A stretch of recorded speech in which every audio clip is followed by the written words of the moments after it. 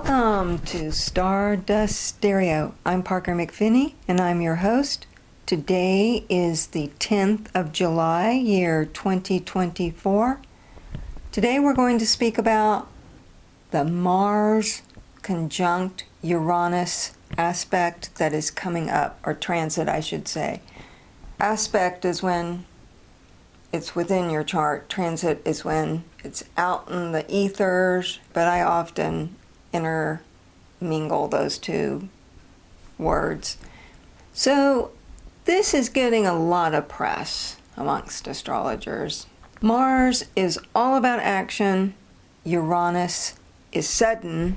And when they connect, it's explosive. It can be ranging from the Earth moving, which it's going to do. This is a classic signature of a mega shaker, to love at first sight. It can mean your finance changes overnight in either direction, because this particular conjunction is happening at 26 degrees and 19 minutes arc Taurus, and Taurus rules the financial markets. So one thing I see very clearly is the financial markets are going to be wonky this week. This particular conjunction will take place on July 15th at 7:04 a.m. But because Mars is an eager beaver, very often before the transit perfects, we see its effects. In the chart that I have cast for when Mars locks fingers with Uranus, we have Venus in Leo in the 5th house, and the Mars-Uranus conjunction is happening in the 2nd house. I use the 0 Aries wheel when I'm casting mundane charts. That means 0 degrees Aries on the 1st house cusp. If you're looking at a clock, that's the 9 o'clock dial. And then the zodiac follows in the appropriate order. So this Mars conjunct Uranus will take place in the 2nd house of money. Another reason to believe that the money markets are going to be going wonky is that the moon is in Scorpio in the 8th house, and it will be in a very close square Venus and also Mercury. With this particular configuration and everything that's been going on in the world politically, with the various countries, some winning in landslides that nobody expected, others coming down a little bit like it was indicated, and of course then there's America, North America. And our election is just a circus. I've been thinking a great deal about it, how it is absolutely going to change. That is, who's running. But it will only change when the money changes. And this is interesting that the Mars conjunct Uranus in Taurus is all about money. So we could see some real sudden moves that manifest that train of who becomes the nomination moving quite fast and unexpected. Also, just for a note, this particular conjunction will fall in President Biden's 6th house of health. I hope that those around him are truly thinking of his well-being. This can indicate a fall, and we would not want that to happen, both literally and figuratively. I was contemplating how in our political situation in America, they just don't want to step down when they get older. Most people look forward to retirement, and a lot of people will never retire because they cannot afford to retire. But I've never quite grasped that power and money is so thrilling You never wanted to step down when you clearly could see it's time to hand over the reins to a younger force. But we have this in our country so prevalent. Ginsburg did not want to step down. You never hear the Democrats talk about the fact that Roe versus Wade changed because of her defiance in not stepping down. Feinstein, they wheeled her out and had her vote, and aides told her what to say, and she clearly was not at home. Mitch McConnell, his face freezes just like Biden's, not stepping down. So it's this theme. They just can't let go of what they know. And I do understand that. Change is quite difficult. And that's the other theme with the Mars conjunct Uranus. Change, whether you want it or not. But sometimes we do want change. So Mars conjunct Uranus can indicate a rebirth that manifests because steps have been taken to reroute your life. Face the circumstances, you've checked out the map, you've created a new travel agenda, and reorchestrate your entire life. And then all kinds of possibilities come up that would have not been present otherwise. New inventions can manifest with this Mars conjunct Uranus. Digital currency. I'm not a fan of it. It's just another way of controlling. That's going to come up in the headlines very soon here, and the fight against it will commence. Because in this chart, the moon in Scorpio is opposed that Mars conjunct Uranus, so there will be pushback. And that moon in Scorpio, very stubborn, as we know, because we're seeing stubbornness full throttle from the President of the United States, who happens to be a Sun Scorpio. I understand this energy. I am also a Scorpio. It's hard to let go for Scorpios. They do not do so easily or usually willingly. Air travel, especially around the 13th, 14th, 15th, 16th, 17th, very unstable. If you're traveling, prepare for delays. This won't happen everywhere, but it will happen, and it will probably be due to weather or mechanical breakdown. And we would prefer that the mechanical breakdown happen when you're not on the plane. The outsiders gain energy. Uranus rules those on the fringe, those that are progressive, those that are ahead of their time, visionaries, and then also it just rules the normal rebel, the person that has a cause and doesn't have a cause. Mars coming to conjunct that planet says they're going to come out in full force.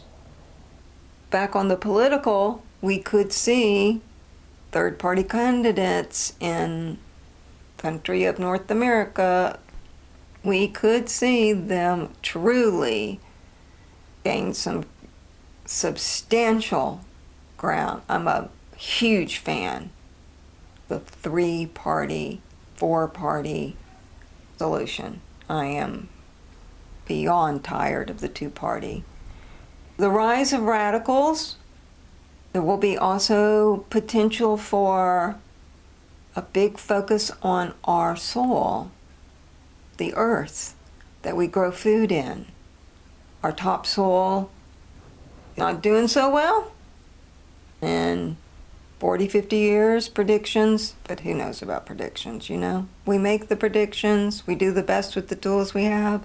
Sometimes they come to pass, sometimes a version of them comes to pass, sometimes choices alter the way the train was headed and we avoid a disaster. And this is completely possible with our soul.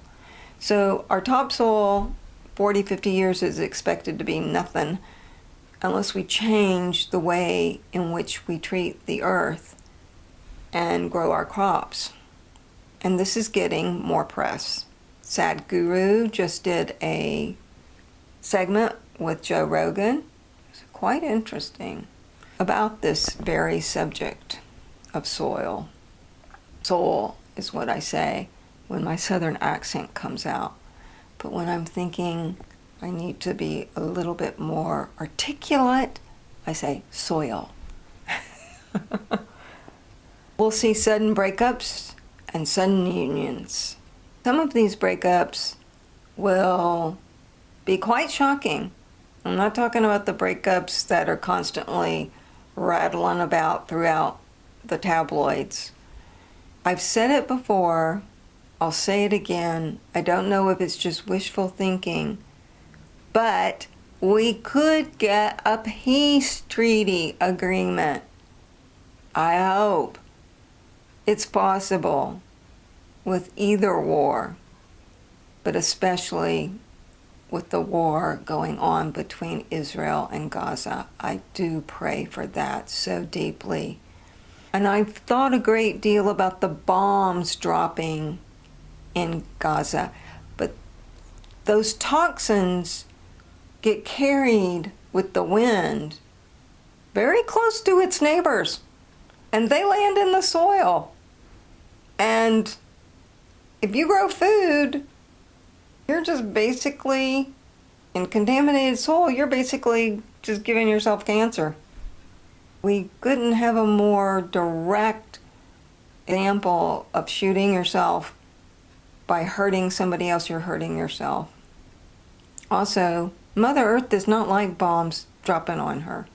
And that's another reason why I think I see a correlation between a zillion bombs dropping and the plates suddenly needing to hiccup very loudly. This particular conjunction is in the subclause of Taurus Capricorn. That's the breakdown of old structures. Think of that in all terms. Structures like dams keep water from flooding out, to our structures of governance, our structures of our banking institutions, the structure of your own body. Taurus rules comfort. So this is an excellent configuration in which you could make a new commitment to how you want to eat, what you want to feed your body, not just your body, but also your mind.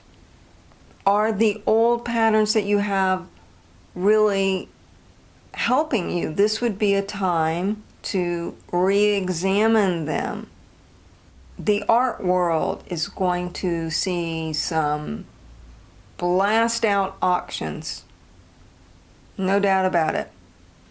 Art pieces that come out of the woodwork that just end up skyrocketing past previous records.